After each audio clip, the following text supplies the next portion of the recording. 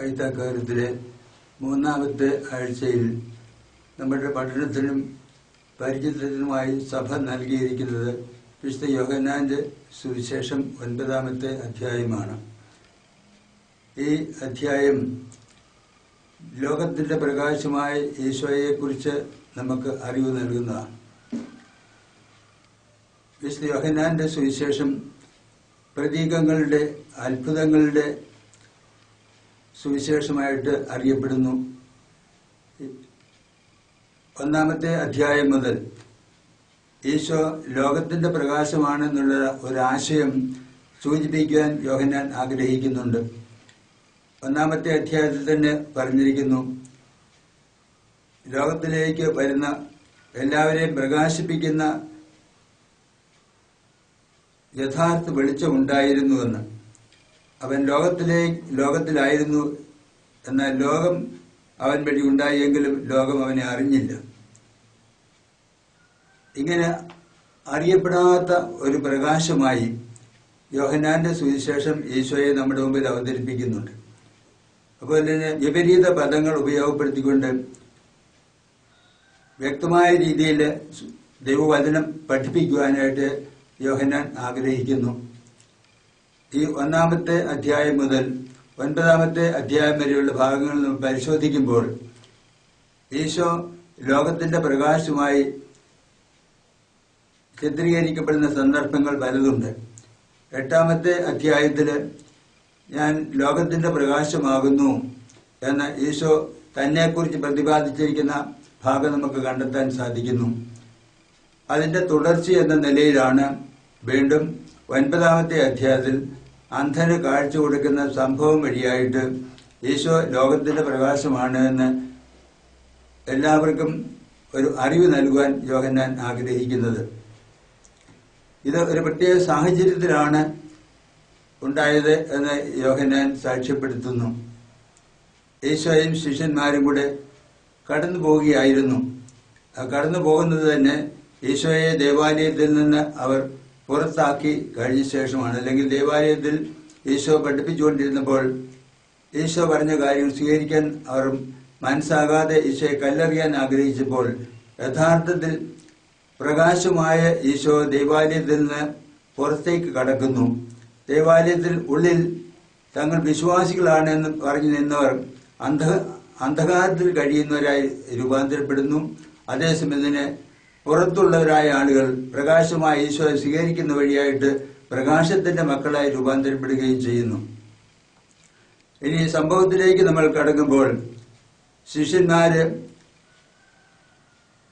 ജന്മന അന്ധനായിരുന്ന ഒരാളെ ചൂണ്ടിക്കാണിച്ചുകൊണ്ട് ചോദിക്കുന്ന കാര്യമാണ്, ഇവൻ അന്ധനായി ജനിക്കാൻ ഇവനാണോ ഇവന്റെ മാതാപിതാക്കന്മാരാണോ പാപം ചെയ്തത്, അല്ലെങ്കിൽ ഇവൻ അന്ധനായി ജനിച്ചത് ആരുടെ പാപനിമിത്തമാണ്, അയാളോ ഇയാളുടെ മാതാപിതാക്കന്മാരോ കാരണമായി തീർന്നിട്ടുണ്ടോ എന്നാണ് അവർ ചോദിക്കുന്നത്. ഈശോ അതിന് കൊടുക്കുന്ന ഉത്തരം എന്താണ് എന്ന് നമുക്ക് വായിച്ചു കേൾക്കാൻ സാധിച്ചു. ഇയാളോ ഇയാളുടെ മാതാപിതാക്കന്മാരോ പാപം ചെയ്തതിനാലല്ല, മറിച്ച് ദൈവത്തിന്റെ പ്രവൃത്തികൾ ഇയാളിൽ പ്രകടമാകുന്നതിനാണ് ഇത് സംഭവിച്ചത്. മനുഷ്യർക്ക് ചില ചിന്താഗതികളുണ്ട്. ലോകത്തിൽ ആർക്കെങ്കിലുമൊക്കെ ഉണ്ടാകുന്ന ചില ദുരനുഭവങ്ങൾ ഒന്നുകിൽ അവന്റെ പ്രവൃത്തിയുടെ ഫലമാണ്, അല്ലെങ്കിൽ അവന്റെ മാതാപിതാക്കന്മാരുടെയോ പൂർവികന്മാരുടെയോ പാപത്തിന്റെ ഫലമായിട്ടാണ് എന്ന്. യഥാർത്ഥത്തിൽ ലോകത്തിന്റെ ആരംഭത്തില് ആദി മാതാപിതാക്കന്മാർക്ക് നൽകിയ ആ കൃപ ലോകം മുഴുവന് വേണ്ടി നൽകപ്പെട്ട കൃപയായിരുന്നു. അത് ആദം പാപം വഴിയായിട്ട് നശിപ്പിച്ചപ്പോൾ ലോകത്തിലുള്ള സകല മനുഷ്യർക്കും ആ കൃപയുടെ അഭാവം ഉണ്ടാകാൻ കാരണമായി തീർന്നു. അങ്ങനെയെങ്കിൽ ലോകത്തിലുള്ള സകല പാപങ്ങൾക്കും കാരണം ആദി മാതാപിതാക്കന്മാർ ചെയ്ത പാപത്തിന്റെ ഫലമായിട്ടാണ് എന്ന് പറയാം. എങ്കിലും ആ പാപത്തിന്റെ പരിഹാരം ഈശോ ചെയ്തതുകൊണ്ട് ഓരോ മനുഷ്യനും തന്റെ വ്യക്തിപരമായ പ്രവൃത്തി വഴിയായിട്ടാണ് പാപത്തിന്റെ ഫലം അവനിൽ അനുഭവിക്കാനിടയാകുന്നത്. ഓരോരുത്തരും അവനവന്റെ പ്രവൃത്തികൾക്ക് അനുസരണമായിട്ടാണ് പ്രതിസമ്മാനം നൽകാൻ ദൈവം ആഗ്രഹിക്കുന്നുവെന്നും ദൈവവചനത്തിലും സങ്കീർത്തനത്തിലും വെളിപാട് പുസ്തകത്തിലും നമ്മൾ വായിക്കുന്നുണ്ട്. അപ്പോൾ ഒരർത്ഥത്തില് ആദത്തിന്റെ പാപത്തിന്റെ ഫലമായി ലോകം മുഴുവനിലും ഓരോ തരത്തിൽ തിന്മകൾ, ദുരന്തങ്ങൾ ഒക്കെ ഉളവാകാനിടയായി. എങ്കിലും അതിന്റെ ശിക്ഷ, ആദത്തിന്റെ പാപത്തിന്റെ ഫലമായിട്ടുള്ള ശിക്ഷയാണ് സകലതും എന്ന് നമുക്ക് പറയാൻ സാധിക്കുകയില്ല. ആ ശിക്ഷ ഈശോയുടെ ആഗമനം വഴിയായിട്ട് ആദത്തിന്റെ പാപത്തിന്റെ പരിഹാരം അവർ നേടിക്കഴിഞ്ഞു. എങ്കിലും അടിസ്ഥാനപരമായിട്ടുള്ള ഒരു ന്യൂനത മനുഷ്യവർഗം മുഴുവൻ വന്നു ചേർന്നു. തൽഫലമായിട്ട് ഓരോ വ്യക്തിയും ഓരോരോ സാഹചര്യങ്ങളിൽ തെറ്റുകൾ ചെയ്യാനോ അപകടത്തിൽപ്പെടാനോ ഒക്കെ കാരണമായി തീരുന്നുണ്ട്. അങ്ങനെ ഓരോ വ്യക്തിക്കും ഉണ്ടാകുന്ന അനുഭവങ്ങൾ എല്ലാം മറ്റുള്ളവരുടെ പ്രവൃത്തികളുടെ ഫലമായിട്ടാണ് എന്ന് ചിന്തിക്കുന്നത് ഒരിക്കലും ഉചിതമായിട്ടുള്ള ചിന്തയല്ല. അതുകൊണ്ടാണ് മുമ്പ് പറഞ്ഞത്, ഓരോ മനുഷ്യനും അവന്റെ പ്രവൃത്തികൾക്ക് അനുസരണമായി പ്രതിസമ്മാനം ദൈവത്തിൽ നിന്ന് പ്രാപിക്കുന്നുവെന്ന്. അപ്പൊ നമുക്ക് ഓരോരുത്തർക്കും ഉണ്ടാകുന്ന ചില അനുഭവങ്ങളെ കുറിച്ച് നമ്മൾ ചിലപ്പോൾ ഉണ്ടായിരിക്കാം. എന്റെ മാതാപിതാക്കന്മാർ അങ്ങനെയൊക്കെ ജീവിച്ചു, ഇങ്ങനെയൊക്കെ പ്രവർത്തിച്ചു, അതുകൊണ്ടാണ് എനിക്കിതെല്ലാം സംഭവിച്ചിരിക്കുന്നത് എന്നല്ല. കുറേയൊക്കെ സ്വാധീനം മറ്റുള്ളവരുടെ തെറ്റുകളോ കുറ്റങ്ങളോ നമ്മുടെ ജീവിതത്തിൽ സ്വാധീനമുണ്ടാകാൻ സാധ്യതയുണ്ടെങ്കിലും എല്ലാം മറ്റുള്ളവർ മുഖേന സംഭവിച്ചു എന്ന് ചിന്തിക്കുന്നത് ദൈവത്തിന്റെ കരുണയ്ക്കും നീതിക്കും യോജിക്കുന്നതല്ല. പഴയ നിയമത്തിൽ നമ്മൾ വായിക്കുന്നുണ്ട്, പിതാക്കന്മാർ പച്ചമുന്തിരിങ്ങ തിന്നു, മക്കളുടെ പല്ല് പൊളിച്ചു എന്ന്. അങ്ങനെ ഒന്ന് അവിടെ പറഞ്ഞിട്ടുണ്ടെങ്കിലും അതിൽ നിന്ന് വ്യത്യസ്തമായ രീതിയിൽ വീണ്ടും നമ്മൾ പഴയ നിയമത്തിൽ തന്നെ വായിക്കുന്നുണ്ട്, ഇനിയും പച്ചമുന്തിരിങ്ങ തിന്നുന്നവന്റെ പല്ലേ പൊളിക്കുകയുള്ളൂ, അല്ലാതെ മറ്റുള്ളവരുടെ പല്ല് പൊളിക്കുകയോ അതുപോലെയുള്ള അനുഭവങ്ങൾ ഉണ്ടാവുകയോ ചെയ്യുകയില്ല. അപ്പൊ ദൈവവചനം ഒരിടത്ത് കിടക്കുന്ന കാര്യം മാത്രം നമ്മൾ ചിന്തിച്ചാൽ പോരാ, അതിന്റെ വിശദീകരണമായിട്ടോ അല്ലെങ്കിൽ അതിന്റെ പൂരകമായിട്ടോ ദൈവം വേറെ വെളിപ്പെടുത്തിയിട്ടുണ്ടെങ്കിൽ അതും കൂടെ കണക്കിലെടുത്തുകൊണ്ട് മാത്രമേ നമുക്ക് ദൈവവചനം പഠിക്കാനോ അതിൽ നിന്ന് ഫലമെടുക്കാനോ സാധ്യമാകുകയുള്ളൂ. അപ്പോൾ ഇവിടെ ഈ അന്ധനായി ജനിച്ചവന്റെ കാര്യമാണല്ലോ ദൈവവചനത്തിൽ നമ്മൾ വായിച്ചു കേൾക്കുന്നത്. അവൻ അന്ധനായി ജനിച്ചത് അവന്റെയോ മാതാപിതാക്കന്മാരുടെയോ കുറ്റം കൊണ്ടല്ല എന്ന് ഈശോ പറഞ്ഞു കഴിഞ്ഞു. ദൈവത്തിന്റെ പ്രവൃത്തികൾ അയാളിൽ പ്രകടമാകുന്നതിന് വേണ്ടിയിട്ടാണ് അത് സംഭവിച്ചത്. ഈശോ ഈ ലോകത്തിലായിരിക്കുമ്പോൾ അവിടുന്ന് ലോകത്തിന്റെ പ്രകാശമായിരിക്കുന്ന അവിടുന്ന് പിതാവ് തന്നെ ഏൽപ്പിച്ച ജോലി പൂർത്തിയാക്കാൻ വേണ്ടി പിതാവിന്റെ പ്രവൃത്തികൾ ചെയ്യാൻ കടപ്പെട്ടവനാണ് എന്ന് പറഞ്ഞിരിക്കുന്നു. അപ്പൊ ദൈവപിതാവിന്റെ പ്രവൃത്തികൾ ഈശോ ഇവിടെ പ്രകടമാക്കിക്കൊണ്ട് ദൈവത്തെ മഹത്വപ്പെടുത്താൻ ഇടയാകുകയാണ് ഈ അന്ധനായ മനുഷ്യന് അവിടുന്ന് സുഖപ്രാപ്തി നൽകുന്നത് വഴിയായിട്ട്. ഈശോ പറഞ്ഞു, ഞാൻ ലോകത്തിന്റെ വെളിച്ചമാണ്. ഇത് പറഞ്ഞ ശേഷം അവിടുന്ന് എന്താ ചെയ്തത്? അവിടുന്ന് നിലത്ത് തുപ്പൽ കൊണ്ട് ചെളിയുണ്ടാക്കി ആ ചെളി അന്ധന്റെ കണ്ണുകളിൽ പൂശി. ഈശോ എന്നിട്ട് അയാളോട് പറഞ്ഞു, നീ പോയി ശീലോഹ കുളത്തിൽ കഴുകുക. അയാൾ പോയി കഴുകി കാഴ്ചയുള്ളവനായി മടങ്ങി വന്നുവെന്ന് ദൈവവചനം നമ്മളോട് പറയുന്നു. അപ്പോൾ ഇവിടെ ഈശോ താൻ ലോകത്തിന്റെ തന്നെ വെളിച്ചമാണെന്ന് സൂചിപ്പിക്കാൻ വേണ്ടിയിട്ട് അന്ധനായി പിറന്നവന്റെ കണ്ണുകൾ തുറക്കാൻ വേണ്ടി അവിടുന്ന് ചില പ്രവൃത്തികൾ ചെയ്യുന്നു. മണ്ണിൽ നിന്ന് എടുക്കപ്പെട്ടവനാണ് മനുഷ്യൻ. ആ മനുഷ്യന്റെ അന്ധതയെ നീക്കാൻ കർത്താവ് മണ്ണ് തന്നെ ഉപയോഗപ്പെടുത്തുന്നു. എന്നാൽ മണ്ണ് മാത്രമല്ല, അവിടുത്തെ ദൈവികതയുടെ ഒരു സൂചന നൽകിക്കൊണ്ട് അവിടുന്ന് തന്റെ തുപ്പൽ കൊണ്ട് ആ മണ്ണിനെ ചെളിയാക്കി, എന്നിട്ട് അത് അന്ധന്റെ കണ്ണുകളിൽ പൂശി, എന്നിട്ട് അത് ലോകത്തിൽ ഈശോ തന്നെ നൽകിയ ജലം കൊണ്ട് കഴുകിക്കളയുവാനായിട്ട് ആവശ്യപ്പെടുന്നു. അവൻ പോയി കഴുകി അവൻ കാഴ്ചയുള്ളവനായി വന്നുവെന്ന് സുവിശേഷത്തിൽ രേഖപ്പെടുത്തിയിരിക്കുന്നു.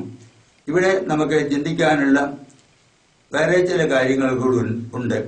ഈശോ ലോകത്തിന് പ്രകാശമാണ്, ഈ മനുഷ്യന്റെ കണ്ണുകൾ പ്രകാശിപ്പിച്ചുകൊണ്ട് അവിടുന്ന് ആ കാര്യം തെളിയിക്കുന്നു.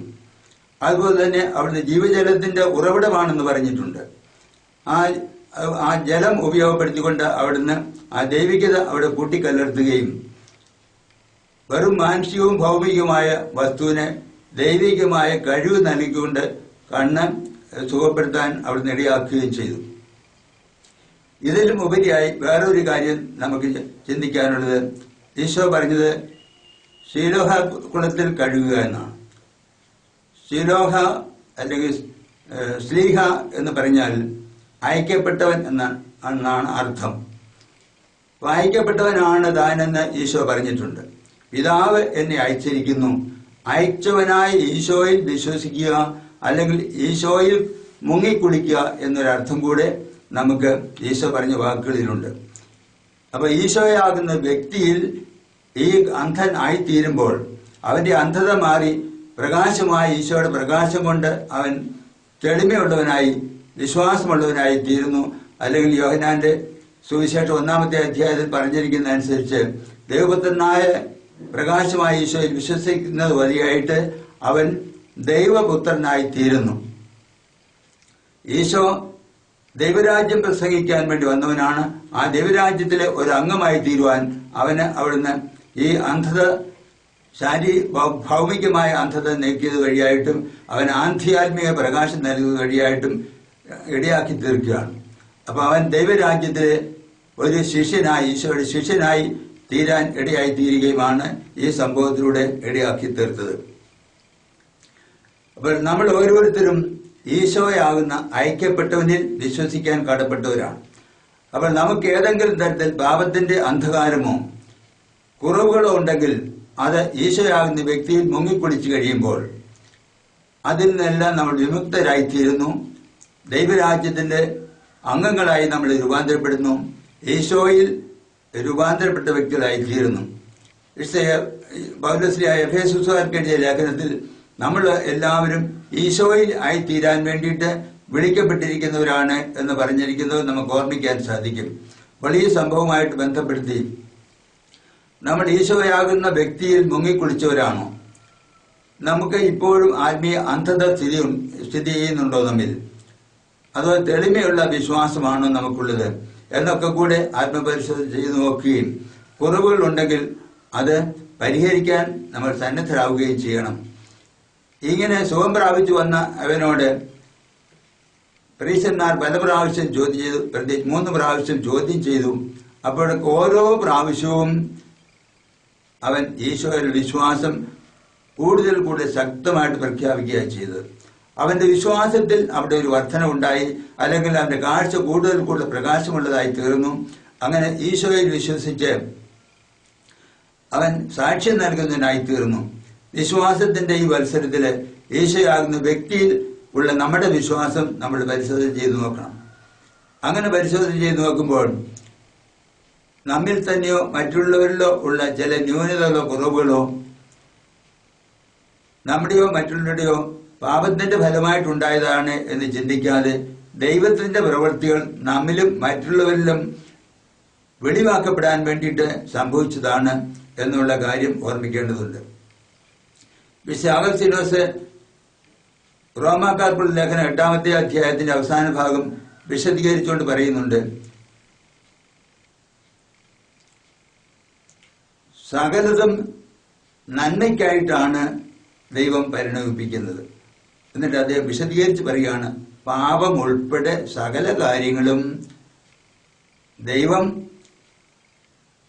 അനുവദിക്കുന്നത് നന്മയ്ക്ക് വേണ്ടിയിട്ടാണ്. നന്മ എന്താണെന്ന് കണ്ടെത്താൻ നമുക്ക് ചിലപ്പോൾ സാധിക്കുന്നില്ല. അപ്പൊ ദൈവത്തിന് നന്മയ്ക്ക് വേണ്ടിയിട്ടല്ലാതെ ഒരു കാര്യവും ആർക്കും വേണ്ടിയിട്ട് ചെയ്യാനോ അനുവദിക്കാനോ സാധിക്കില്ല. അപ്പൊ അങ്ങനെയെങ്കിൽ നമ്മിൽ ചില ബലഹീനതകള്, കുറവുകള്, ചില കാഴ്ചക്കുറവുകൾ ഒക്കെ ഉണ്ടെന്ന് വരിയില് അതിലൂടെ നന്മ ഉളവാക്കാൻ ദൈവം ആഗ്രഹിക്കുന്നു. ഞാനും നീയും തമ്മിലുള്ള ബന്ധത്തില് ശരിയായ കാഴ്ചപ്പാടില്ലാതെ എന്നെ നീ കുറവുള്ളവനായി അല്ലെ ഞാൻ നിന്നെ കുറവുള്ളവനായി കാണാനിടയാകുന്നെങ്കിൽ അത് എന്തുകൊണ്ടാണ്? ആ കുറ്റം നമ്മൾ അങ്ങോട്ടും ഇങ്ങോട്ടും പരിചാരി തീർക്കുകയാണ് ചെയ്യുന്നത്. അതിന് പകരം ദൈവത്തിന്റെ പ്രവൃത്തി ഇവിടെ പ്രകാശിതമായി തീരുവാൻ വേണ്ടി ദൈവം അനുവദിച്ചിരിക്കുന്നു. അതുപോലെ എൻ്റെ ഒരു ന്യൂനത നിനക്ക് എന്നിലൂടെ ദൈവത്തിന്റെ ആ പ്രകാശം ലഭിക്കാൻ കാരണമായി തീരണം. അതുപോലെ നിന്നിലുള്ള ഒരു ന്യൂനത എനിക്ക് ദൈവത്തിന്റെ പ്രവൃത്തി നിന്നിൽ പ്രകടമാകുന്നത് കാണാനായിട്ട് സാധിക്കണം. അങ്ങനെ ആയിരിക്കുമ്പോഴാണ് യഥാർത്ഥത്തിൽ ഇന്നത്തെ സുവിശേഷം നമുക്ക് പ്രായോഗികമായി എന്തെങ്കിലും പ്രയോജനം ചെയ്യുന്നത്. പലപ്പോഴും കുടുംബങ്ങളിൽ മാതാപിതാക്കന്മാർ മക്കളെയും മക്കൾ മാതാപിതാക്കന്മാരെയും ഒക്കെ കുറ്റം പറഞ്ഞ് വഴി പറഞ്ഞ് ജീവിതം നയിക്കുന്നു. അതിന് പകരം അവിടെ ഉള്ള ന്യൂനത എന്താണെന്ന് കണ്ടെത്തുവാൻ തക്ക ആത്മീയപ്രകാശത്തിന് വേണ്ടി നമ്മൾ ആഗ്രഹിക്കുകയും ഈശോയാകുന്ന വ്യക്തിയിൽ മുങ്ങിക്കുളിച്ചവരായി നമ്മൾ രൂപാന്തരപ്പെടാൻ ശ്രമിക്കുകയും ചെയ്യുന്നെങ്കിൽ പിന്നെ നമുക്ക് ആരെയും കുറ്റപ്പെടുത്തേണ്ടി വരികയില്ല. അവിടെ തിന്മ ആരുടെ തെറ്റുകൊണ്ടുണ്ടായതാണ് ചോദ്യം ചെയ്യേണ്ടി വരികയില്ല. അപ്പോൾ അപ്രകാരമുള്ള ഒരു മനോഭാവത്തിലേക്കാണ് നമ്മൾ വളർന്നു വരേണ്ടത്. പ്രീശർ നന്മയിലേക്ക് വരുവാൻ ദൈവിക പ്രകാശം സ്വീകരിക്കാൻ സന്നദ്ധതയില്ലാത്തവരായിരുന്നുകൊണ്ട് ഈ അന്ധൻ പ്രകാശമുള്ളവനായി കണ്ണ് കാഴ്ചയുള്ളവനായി തീർന്നു കഴിഞ്ഞപ്പോൾ മാതാപിതാക്കന്മാരെ കൂട്ടുപിടിച്ചുകൊണ്ട് ഈശോയെ കുറ്റക്കാരനാക്കി തീർക്കാൻ അല്ലെങ്കിൽ ഈശോയുടെ വ്യക്തിത്വത്തെ നശിപ്പിക്കാൻ ശ്രമിക്കുകയാണ് അവർ ചെയ്യുന്നത്. കാഴ്ചയില്ലാത്തവനായിരുന്നുവെന്ന് നിങ്ങൾ പറയുന്ന നിങ്ങളുടെ പുത്രൻ ഇവൻ തന്നെയാണോ അവർ ചോദിക്കുകയാണ്. പക്ഷേ അവര് ഈശോയുടെ വിശ്വാസം അംഗീകരിക്കാനായിട്ട് അത്രമാത്രം വളർന്നിട്ടില്ലാത്തവരായിരുന്നു കൊണ്ട് അവർ പറയുന്നത് അവൻ പ്രായമായവനാണല്ലോ, അവനോട് തന്നെ ചോദിക്കുക എന്നാണ്. നമ്മളിൽ ചിലപ്പോൾ ഒഴിവുകൾ കാണും. നമുക്ക് ഈശോയെ അംഗീകരിക്കാൻ മനസ്സില്ലാതെ വേറെ ന്യായങ്ങൾ കണ്ടുപിടിക്കാൻ ശ്രമിക്കും. അതൊന്നും നമുക്കൊരിക്കലും പ്രയോജനം ചെയ്യുകയില്ല. സത്യം അറിഞ്ഞു കഴിഞ്ഞാൽ സത്യത്തോട് യോജിക്കാൻ തക്ക മനോഭാവം നമുക്ക് ഓരോരുത്തർക്കും ഉണ്ടാകണം. നമ്മുടെ ജീവിത സാഹചര്യങ്ങളിൽ ഏതെല്ലാം തരത്തില് സത്യത്തിന് വിരുദ്ധമായിട്ട് ചിന്തിക്കുകയോ അല്ലെങ്കിൽ മറ്റുള്ളവരെ പേടിച്ചും ഭയന്നും സത്യം സ്വീകരിക്കാൻ മനസ്സില്ലാതെ പ്രവർത്തിക്കുകയോ ചെയ്യുന്നുണ്ടോ എന്ന് പരിശോധിച്ച് നോക്കേണ്ടതുണ്ട്. ഈ അന്ധനായിരുന്നവനെ സംബന്ധിച്ചിടത്തോളം അവൻ 2-3 പ്രാവശ്യം ചോദ്യം ചെയ്യപ്പെട്ടപ്പോഴും അവൻ വിശ്വാസം ഏറ്റു പറയുകയാണ് ചെയ്തത്. കർത്താവ് അവനെ കണ്ടപ്പോൾ അവനെ ദേവാലയത്തിൽ നിന്ന് പുറത്താക്കിയെന്ന് കർത്താവ് കേട്ടു. അത് കഴിഞ്ഞ് കർത്താവ് അവനെ കണ്ടപ്പോൾ അവനോട് ചോദിക്കുകയാണ്, നീ ദൈവപുത്രനിൽ വിശ്വസിക്കുന്നുവോ? ഞാൻ ദൈവപുത്രനിൽ വിശ്വസിക്കാൻ അവൻ ആരാണ് എന്ന് ആണ് അപ്പോൾ അവൻ ചോദിച്ചത്. അപ്പോൾ കർത്താവ് അവന് കൊടുത്ത മറുപടി എന്താണ്? അവിടുന്ന് പറഞ്ഞു, നീ അവനെ കണ്ടു കഴിഞ്ഞു, നിന്നോട് സംസാരിക്കുന്ന അവൻ തന്നെയാണ് ദൈവപുത്രൻ. അപ്പോൾ അവൻ ചെയ്തത് എന്താണ്? അവൻ താണു വീണ് കർത്താവിനെ ആരാധിച്ചു, വണങ്ങി, നീ ദൈവപുത്രനാണെന്ന് ഞാൻ വിശ്വസിക്കുന്നുവെന്ന് ഏറ്റുപറഞ്ഞു. എന്റെ കർത്താവെ ഞാൻ വിശ്വസിക്കുന്നു എന്ന് പറഞ്ഞ് അയാൾ അവനെ ആരാധിച്ചുവെന്ന് ദൈവവചനം നമുക്ക് സാക്ഷ്യം നൽകുകയാണ്. അപ്പൊ നമ്മൾ ഓരോരുത്തരും ജീവിതത്തിലെ പ്രതിസന്ധി ഘട്ടങ്ങളിൽ മനം മടുത്ത് അത് മറ്റുള്ളവർ നിമിത്തം അങ്ങനെ ഉണ്ടായി, എനിക്ക് വേറൊന്നും ചെയ്യാൻ പറ്റുകയില്ല എന്നൊക്കെ ചിന്തിക്കാതെ ഈശോയാകുന്ന വ്യക്തിയില്, ഈശോയാകുന്ന പ്രകാശത്തില് എല്ലാം നോക്കിക്കാണാനായിട്ട് നമ്മൾ പരിശ്രമിക്കുക. അതുപോലെ നമ്മുടെ ആത്മീയ നേത്രങ്ങള് ഏതെങ്കിലും തരത്തിൽ കലുഷിതമാണെങ്കിൽ ആ കലുഷിതമായ ആത്മീയ നേത്രങ്ങളെ ഈശോയാകുന്ന ജീവജലത്തിൽ കഴുകി നല്ല കാഴ്ചയുള്ളവരായി എന്നെന്നും കർത്താവിന്റെ ജീവിതത്തിന് സാക്ഷ്യം വഹിക്കുന്നവരായി രൂപാന്തരപ്പെടുവാനായിട്ട് നമ്മൾ പരിശ്രമിക്കേണ്ടതുണ്ട്.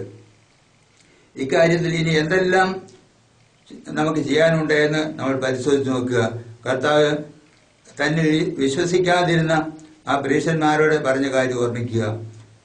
അവർ കർത്താവിനോട് ചോദിച്ചു, ഞങ്ങളും അന്ധരാണോ? അപ്പോൾ ഈശോ പറഞ്ഞു, നിങ്ങൾ അന്ധരായിരുന്നെങ്കിൽ നന്നായിരുന്നു, എന്നാൽ ഇപ്പോൾ നിങ്ങൾ പറയുകയാണ് ഞങ്ങൾ കാഴ്ചയുള്ളവരാണെന്ന് പറയുകയും യഥാർത്ഥത്തിൽ കാഴ്ച പ്രാപിച്ച് ഈശോയാകുന്ന വ്യക്തി വിശ്വസിക്കാതിരിക്കുകയും ചെയ്യുന്നു എന്നുള്ളത് കൊണ്ട് കർത്താവ് അവരോട് പറഞ്ഞത്, കാഴ്ച ഇല്ലാത്തവരായിരുന്നെങ്കിൽ നന്നായിരുന്നു, എന്നാൽ ഇപ്പോൾ നിങ്ങൾ കാണുന്നെന്ന് പറയുന്നു. നിങ്ങൾ അങ്ങനെ പറയുന്നത് കൊണ്ട് നിങ്ങളുടെ പാപം നിലനിൽക്കുന്നു.